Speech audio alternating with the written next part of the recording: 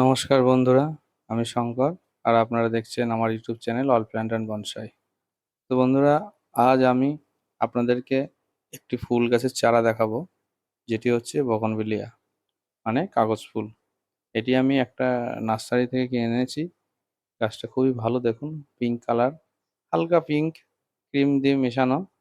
তো এখন অল্প ফুল, ফার্স্ট টাইম ফুল আসছে গাছটি, আর ফার্স্ট টাইম পট দেওয়া হচ্ছে। তো পটটি খুব একটা বড় না, 8 ইঞ্চি পট নিয়েছি আমি। ভেতরে কিছু ইটের টুকরো দিয়ে দিয়েছি, কারণ আপনারা জানেন কানের মধ্যে ইটের টুকরো আর বালি না দিলে আপনার জলটা ভালো করে ক্লিয়ার হয়ে বেরোবে না। আর যদি আপনি ডাইরেক্ট এর মধ্যে গাছটা লাগান মাটি দিয়ে, তাহলে বেঁধে যাবে জলটা।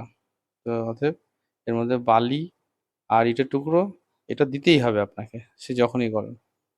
আর আপনারা ভালো করেই জানেন যে আমি কোনো ওয়েদার দেখি না পটিং করার জন্য, গরম হোক শীত হোক, এখন গরমের সিজন, তবুও আমি পট চেঞ্জ করছি। আর আমার সয়েলটা, আগে যেসব সয়েল ব্যবহার করতাম, 1 ভাগ গোবরের সার, 1 ভাগ মাটি, মাটিটা ব্যবহার করা মাটি, আর আমার বাড়িতে বানানো কিচেন কম্পোস্ট, সেই দিয়ে আমি বানাই।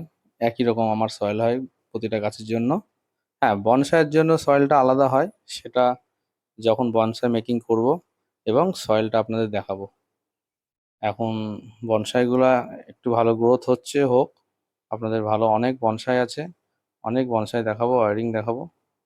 তো এই গাছটি দেখুন, কিচ্ছু করবেন না গাছটি, যেমন গাছটি আনবেন, নিচে হালকা শিকড় ওটা বাঁচিয়ে রাখবেন, কারণ এই এই সময়ে চারা গাছ যখন নিয়ে আসবেন, গাছের থেকে মাটি নষ্ট করবেন না। হালকা হালকা মাটি ওপর থেকে ফেলে দেবেন, হালকা হালকা, যেখানে শিকড় নেই। কারণ এই সময় শিকড় যদি আপনি ওপেন করেন, তাহলে গাছটি মরে যেতে পারে। ঠিক আছে, হালকা হালকা মাটি ছাড়িয়ে দেবেন ওপর থেকে, কারণ ওদের তো অনেক এঁটেলো মাটি থাকে, খুব আঠার মতো। আর তারপরে পটটার সাথে অ্যাডজাস্ট হচ্ছে না বলে একটু মাটি ছাড়িয়ে নিচ্ছি। আর 2 দিন পর রৌদ্র দেবেন, কারণ 2 দিন মতো ছাওয়ায় রাখবেন। তবুও তো হাওয়া তো লেগেছে হালকা।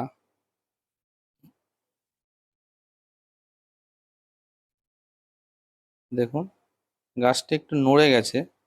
আসলে গাছটি একটা লাঠি দিয়ে সাপোর্ট করা ছিল, তো আমি লাঠিটা খোলার পরে গাছটি নড়ে গেছে।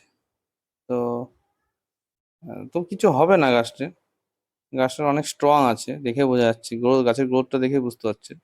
আর গাছটি খুব একটা বেশি দাম নেয়, মাত্র 70 টাকা।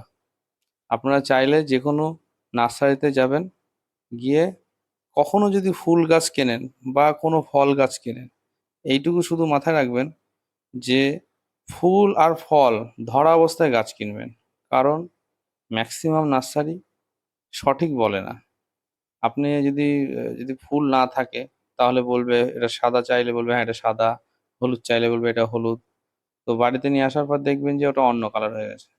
ফলের সেম, ফলের ব্যাপারটা তাই, বলবে এটা এই ফল ওই ফল। আর ফল তো ঠিক আছে, অনেক সময় কি হয়, বিনা ফল ফুল ধরা গাছ নিয়ে আসার পরে পরে দেখা যাচ্ছে যে সেই ফল আর আসছে না। ঠিক আছে, ওটা চারা গাছ দিয়ে দেয়। কারণ সবসময় গ্রাফটিং গাছ বা কলমের গাছ আপনাকে নিয়ে আসতে হবে, এইটুকু মাথায় রাখবেন। আর সেটা ফল ফুল অবস্থায় নিয়ে আসবেন। যে একটা শিক দিয়ে গাছটিকে আমি স্ট্যান্ড করে দিয়েছি ভালো। আপনারা ভিডিওটা দেখতে থাকুন, ভালো লাগবে। খুব একটা বড় ভিডিও বানাইনি তো।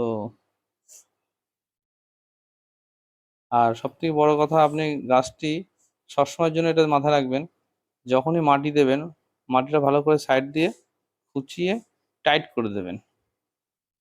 এইভাবে দেবে দেবে টাইট করে দেবেন, নাহলে কি হবে, ওর ভেতরে হাওয়া যদি থেকে যায়, শিকড় নষ্ট হয়ে যাবে। এইভাবে দেখুন, আমি কাটারের দামার দিয়ে শেষে শেষে দিচ্ছি। হ্যাঁ, এইভাবে দেবেন, দিয়ে লাস্টে জল দিয়ে দেবেন ভালো করে। এইভাবে ভরপুর জল দিয়ে দেবেন। তো বন্ধুরা, আজকে এখানেই শেষ করছি। ভিডিওটা যদি ভালো লেগে থাকে লাইক করবেন।